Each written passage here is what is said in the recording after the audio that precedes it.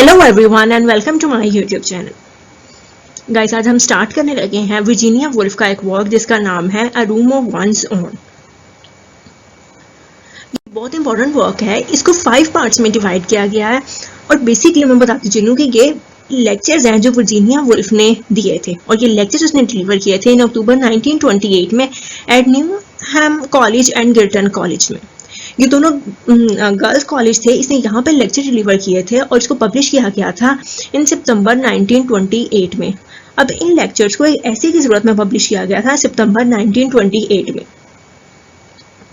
ये बहुत important lectures है। इसमें बेसिकली बताया जाता है कि जो फीमेल राइटर हैं या जो फीमेल है इनको अपनी लाइफ में किस तरह से डिस्क्रिमिनेशन का सामना करना पड़ता है, कितनी स्ट्रगल करनी पड़ती है किसी भी काम को करने के लिए। और बताती हैं कि जो मैन है उनको ज़्यादा राइट दिए जाते हैं, उनके लिए बहुत आसानी होती है, वो अपना ये काम बहुत आसानी से कर सकते हैं। तो यहाँ पे हम पता लगता है, इसका स्टार्ट ये होता है कि वर्जीनिया वुल्फ को गर्ल्स कॉलेज में बुलाया जाता है जहाँ पे उन्होंने लेक्चर डिलीवर करना होता है। उनको टॉपिक दिया जाता है जिसका नाम होता है वुमेन एंड फिक्शन। अब उन्होंने इस पर लेक्चर डिलीवर करना है, तो इसमें यह होता है कि वर्जीनिया वुल्फ बहुत सोचती हैं कि वो अपने इस टॉपिक को किस तरह से कवर करेंगी, वो उसके बारे में क्या बताएंगे। वो ये बताएंगे कि जो फिक्शन है वुमेन राइट की औरतें हैं वो किस किस्म की फिक्शन लिखती हैं या औरतों के बारे में किस किस्म की फिक्शन लिखी जाती है या इस तरह का। लेकिन क्या होता है, वर्जीनिया वुल्फ डिसाइड करती हैं कि वो बताएंगी जो उनका बाकी सारा लेक्चर होगा वो किस चीज़ के बारे में होगा कि a woman must have money and room of her own if she is to write a fiction. कि औरत के पास पैसे ज़रूर होने चाहिए और अपना खुद का एक कमरा ज़रूर होना चाहिए अगर उसने फिक्शन लिखनी है। अब अपने इस पॉइंट को वो आगे जस्टिफाई करती हैं कि वो ऐसा अगर कह रही हैं तो वो क्यों कह रही हैं। इसके लिए वर्जीनिया वुल्फ जो है वो कुछ फिक्शनल कैरेक्टर्स का भी इस्तेमाल करती हैं। मैं वो भी आपको बताती चलूं। यानी वो खुद तो नहीं आएंगी क्योंकि वो किसी को ना वो डायरेक्टली किसी का नाम लेगी क्योंकि वो किसी को इमोशंस को या फीलिंग्स को हर्ट नहीं करना चाहती हैं, तो वो उसके लिए फिक्शनल कैरेक्टर इस्तेमाल करती हैं। Mary Beton, Mary Seton, Judith Shakespeare. Judith Shakespeare जो है ये शेक्सपियर की बहन दिखाई हुई है। कार्मेकियल और ऑक्सब्रिज यूनिवर्सिटी। ऑक्सब्रिज यूनिवर्सिटी जो है ये ऑक्सफोर्ड और कैम्ब्रिज यूनिवर्सिटी को मिला के एक फिक्शनल यूनिवर्सिटी बनाई गई है। यानी रियल लाइफ में ऐसी कोई यूनिवर्सिटी एग्जिस्ट नहीं करती, ये सिर्फ उन्होंने अपने जो ऐसे है इसमें इस्तेमाल की हुई है। तो अब आगे बताती हैं कि वो क्यों कह रही हैं कि अपनी मनी होनी चाहिए, अपना रूम होना चाहिए, वो किस तरह अपने इसको जस्टिफाई करेंगी। तो बताती हैं कि औरतों को अपनी लाइफ में कितना जो डिस्क्रिमिनेशन है, इम्तियाज का सामना करना पड़ता है। इसके लिए फिक्शनल कैरेक्टर मैरी बैटन जो है वो उसको लेती हैं और बताती हैं कि मैरी बैटन जो है क्योंकि उसने एक लेक्चर डिलीवर करना है तो वहाँ पे वो ऑक्सफोर्ड यूनिवर्सिटी के जो है लॉन वहाँ पे जाके बैठ गई है। तो वहाँ पे लाइब्रेरी में भी वो जाने की कोशिश करती है, तो उसको बताया जाता है कि जो वुमेन जो हैं they are not allowed. Women को अलाउ नहीं किया जाता कि वो जाए अंदर, और अगर वो जाना भी चाह रही हैं तो उसके लिए एक मेल की ज़रूरत है ताकि वो अंदर जा सकें। अब ये फर्स्ट डिस्क्रिमिनेशन का पॉइंट है जो वो बता रही हैं कि औरतों को फेस करना पड़ता है। भी क्या होता है, वो लंच भी करती है मेल कॉलेजेस में, जिसको 5 पार्ट्स में डिवाइड किया हुआ है, लेकिन मैं ओवरऑल आपको समझ बताऊंगी इसकी। तो वहाँ पे वो एक मेल कॉलेज में जाती है और वहाँ पे वो लंच भी करती है। तो शी नोटिसेस कि यहाँ का जो फूड है वो कितना एक्सीलेंट है और जो एटमॉस्फेयर है वो कितना ज़बरदस्त है। यानी यहाँ पे कितनी अच्छी आपकी क्रिएटिविटी स्किल्स हैं वो डेवलप हो सकते हैं, लंच कितना अच्छा है। वो रुकी हुई है एक फिक्शनल जो कॉलेज है फेरनाम कॉलेज में, जहाँ पे उसको गर्ल्स कॉलेज और मीडियोकर लेवल का जो है वो लंच दिया जाता है। तो वो नोटिस करती है कि यूनिवर्सिटी से लेके यानी एजुकेशन से लेके एक खाने तक की चीज़ में भी कितना डिस्क्रिमिनेशन किया गया है कि उनको अच्छी खाना दिया जा रहा है कॉलेजेस में, उनको अच्छा एटमॉस्फेयर प्रोवाइड किया जा रहा है ताकि वो आगे बढ़ सकें, कितना उनको फैसिलिटेट किया जा रहा है। तो मैरी बैटन जो है ये वापस जाती है जहाँ वो रुकी यार, अपनी जो उसकी फ्रेंड है मैरी सैटन उसको बताती है। वो कहती है कि जो गर्ल्स के कॉलेजेस हैं इनको फंड करना कितना मुश्किल है, इन्हें कितनी मुश्किल पेश आती है उनके लिए फंड्स कलेक्ट करते हुए, जबकि जो बॉयज़ के कॉलेजेस हैं जो यूनिवर्सिटीज़ हैं उनको उनके लिए कितना आसान है, इनको कितना बड़े बड़े किंग क्वीन और जो हाई क्लास सोसाइटी है वो कितना ज़्यादा पे करती है। यहाँ पे नरेटर सोचती है कि कितना ज़्यादा इफेक्ट होता है वेल्थ का और पावर्टी का, गुर्बत का दिमाग पे, और वो किस तरह से आपकी जो है क्रिएटिविटी स्किल्स है उसको उस पर कितनी बुरी तरह से इफेक्ट करता है।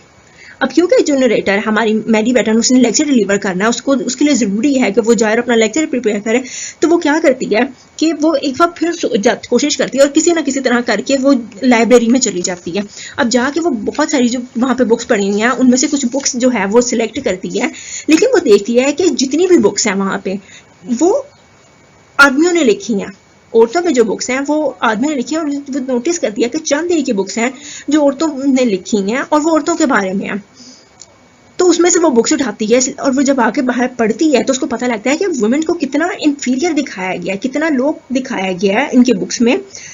और इसके थ्रू औरतों को जो इन्फीरियर दिखा के मेल जो है वो कितना अपनी सुपीरियोरिटी, अपना बड़ापन जो है उसको दिखा रहे हैं। तो वो इस चीज़ को काफ़ी नापसंद करती है और वो कहती है कि इसमें क्या बड़ी बात है, क्योंकि इंग्लैंड जो है ये एक पैट्रियार्कल सोसाइटी है और इस वजह से आदमियों को ज़्यादा राइट दिए जाते हैं। वो कहती है क्या वजह है कि जो मेल है वो औरतों को इन्फीरियर दिखा रहे हैं और इनको इन्फीरियर दिखा के वो इनको अपने आप को सुपीरियर यानी बड़ा शो कर रहे हैं।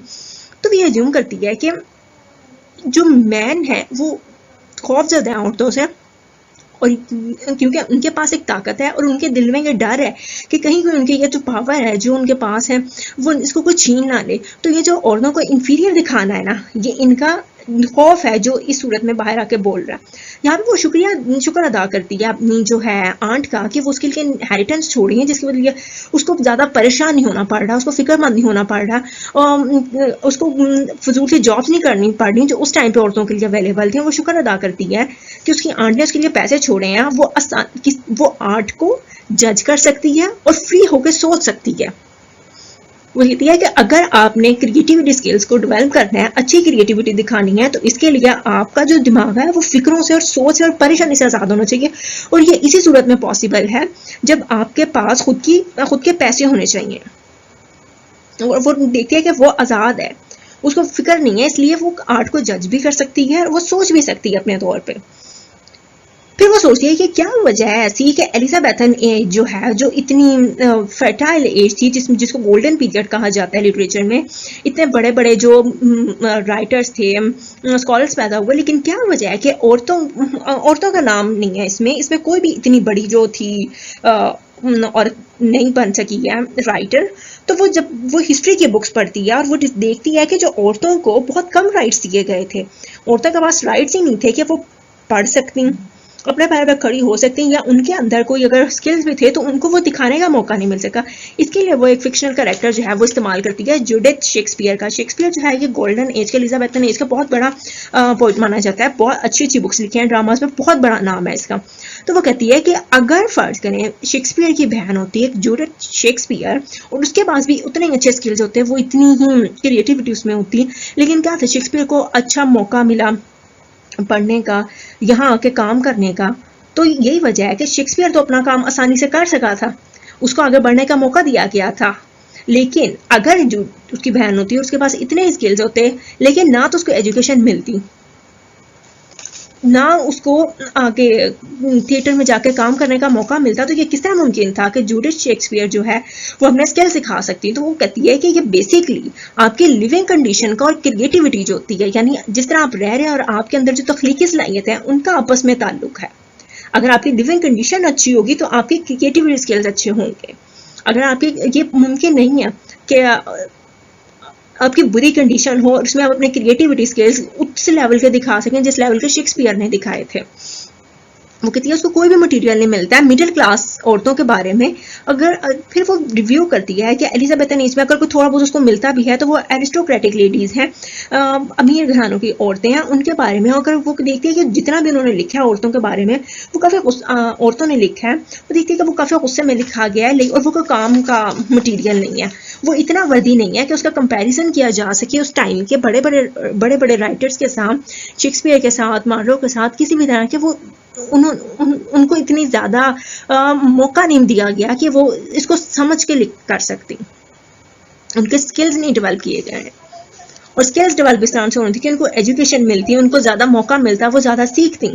फिर मैं देखती है कि क्या वजह है कि 19वीं सेंचुरी की जितनी भी औरतें, अगर इन्होंने लिखा भी है बाद में, तो उन्होंने सिर्फ नॉवल को यूँ लिखा है, वो कहती है कि 19th सेंचुरी में औरतों को ट्रेंड किया गया था सोशल ऑब्जर्वेंस के बारे में। अब जो नॉवेल्स थे जेन ऑस्टन, एमिली ब्रोंटे वगैरह, ये इस तरह के वो देखिए कि उन्होंने नॉवेल्स ही क्यों लिखे, क्योंकि फिर वो ये सोचती है कि नॉवेल्स लिखना क्योंकि आसान है, आपको अलग बैठ के सोचने की ज़्यादा ज़रूरत नहीं पड़ती। जिसने शेक्सपियर ने लिखा था, शेक्सपियर की इडियम्स हैं, इतनी अच्छी वर्ड इस्तेमाल किए हैं उसने अपने काम में जिनका मीनिंग ढूंढना बहुत मुश्किल है। तो देखती है कि इसके लिए तो आपको एक अलग रूम चाहिए जहाँ बैठ के आप सोच सकें और अपना काम कर सकें। तो देखती है कि उस टाइम पे औरतों को क्योंकि ये इतनी ज़्यादा फैसिलिटीज़ नहीं थी, वो इतनी आज़ाद नहीं थी, इतनी इंडिपेंडेंट नहीं थी, यही वजह है कि नॉवल लिखना जो था इट वॉज मच ईजियर, ये थोड़ा आसान था। तभी लोगों ने, औरतों ने लिखा तो है, लेकिन उन्होंने एक आसान मीडियम लिया, यानी नॉवल लिया, कोई पोइट्री नहीं लिया, कोई ड्रामा नहीं लिया जिसमें उन्हें बहुत ज़्यादा स्किल्स इस्तेमाल करने पड़ते।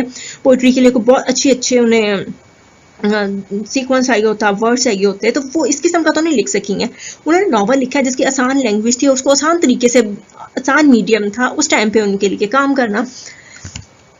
यहाँ पे लास्ट पार्ट आ जाता है जिसमें एक कैरेक्टर है कारमेकल का, और उसका वर्क है लाइफ एडवेंचर। तो वो इसको जज करती है और वो देखती है कि इसने जो वर्क लिखा हुआ है अपना, कि लास्ट वाला पार्ट इतना इंपॉर्टेंट नहीं है, शुरू वाले 4 जो पार्ट है वो ज़्यादा इंपॉर्टेंट है।